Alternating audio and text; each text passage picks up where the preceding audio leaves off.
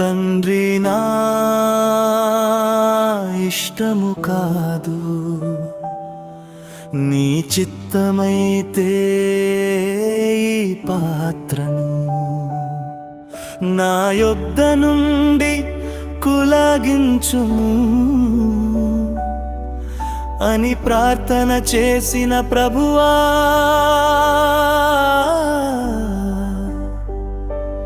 నీకు స్తోత్రం. నా చేతులతో నేను చేసిన పాపముకై నీ చేతులకు మేకులు బిగించారు. నా కాళ్ళతో నేను చేసిన పాపముకై నీ కాళ్ళకు మేకుల బిగించారు.